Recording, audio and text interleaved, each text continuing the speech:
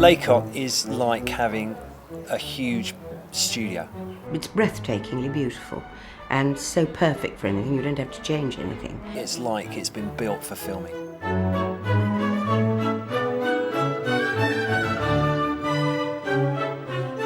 Tech Recce is something you do a couple of weeks before you start filming, and you take the crew round the heads of department, and it's a chance for everyone to visit the sites and locations where you're going to film and talk about potential problems, talk about how you're going to film, what directions you're going to film. And just really telling people, you know, what's good, what's bad, where we can shoot, where we can't shoot. I need to make sure that everybody's thought about everything we're doing, and we've talked about everything we're doing, even if it's something basic that I don't see any problem with. So we don't turn up and we've got all the technical trucks parked right in front of where we want to start filming. We've got a crane.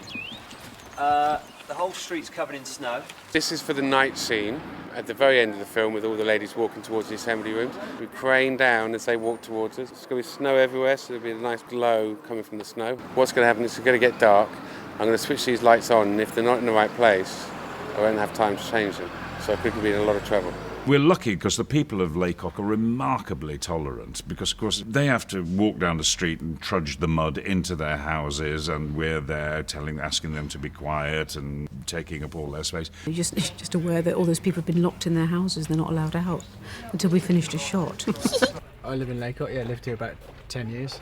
Some people complain, but I actually love it. I really think it's a great week. We try and encroach as little as we possibly can, although we're going to cover all their village with covering, board up their pub and turn it into Johnson's stores, so it's tricky.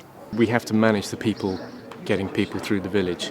So we have the police here, we have marshals here, and we hold people when we're turning, we need the street clear. With a bit of work, everybody in the village is on side, which is fantastic. When they say, you know, you guys can be in it this time as extras, we love it. There's so many of us that are in it, absolutely think it's great. So.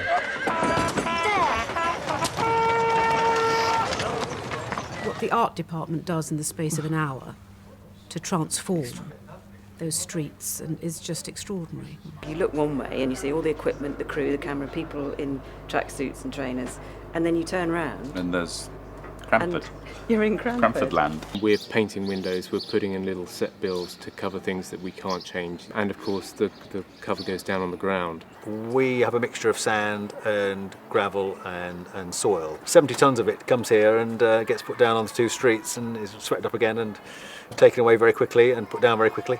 So it's a big operation. Lovely working with no yellow lines and no parking restrictions, isn't it? It's quite magical. A lot of the time is spent covering the doors up. We do false doors to pop into places, pop them in for the shot and take them out for the shot. So that's been a lot of the work in the street. In front of Red Lion, we're building a run of what we call flattage, which is just wooden paint to look like a solid shop. It will be Johnson's store in the story, and it'll be up for about 3 days of filming. We'll cover the post office post box, take down the signs and change that into a shop back in there. This is Miss Galindo's shop, otherwise known as Mr. Potter's house, who actually lives here. We had to put a fake door in over the door that has a clock in it. We are in Miss Pole's garden. This was, a couple of days ago, Richard and Sharon's parking space, and the garden was created over 2 days.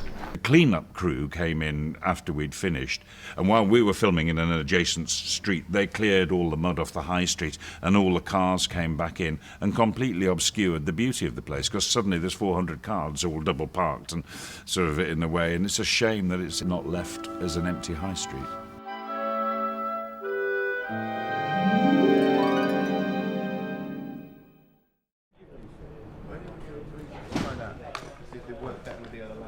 We're here at Pinewood doing a night exterior.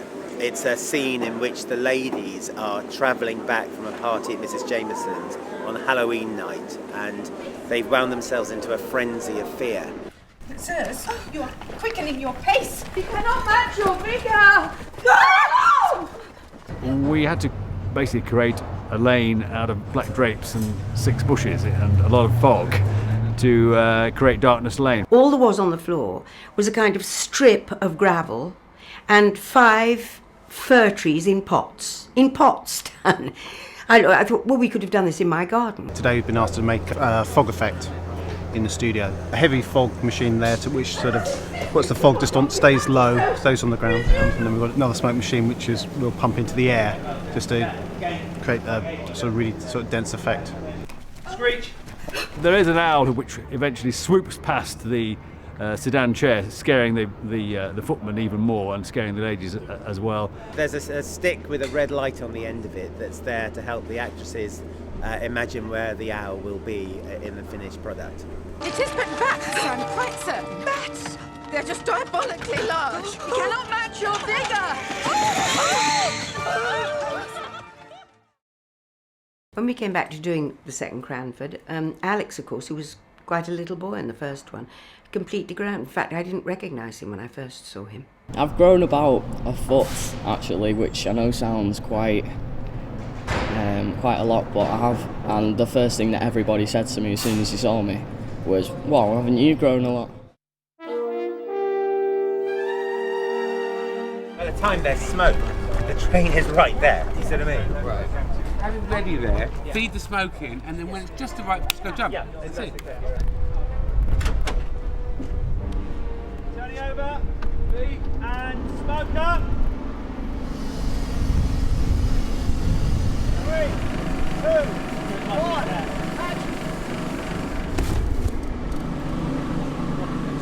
Got it. A cow actually goes on the train lines, which I have let out by mistake. Unfortunately, the train hits the cow.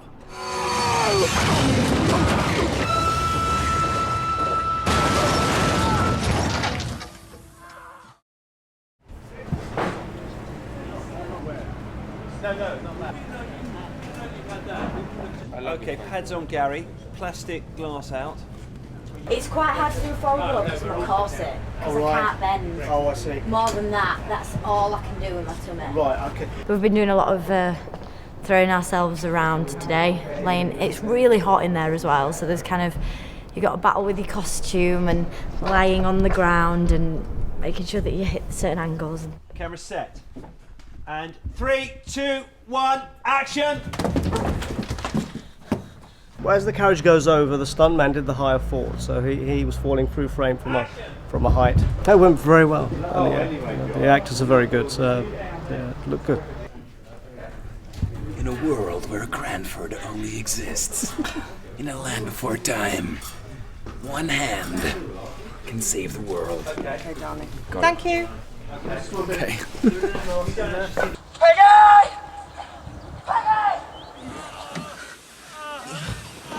Out of my way!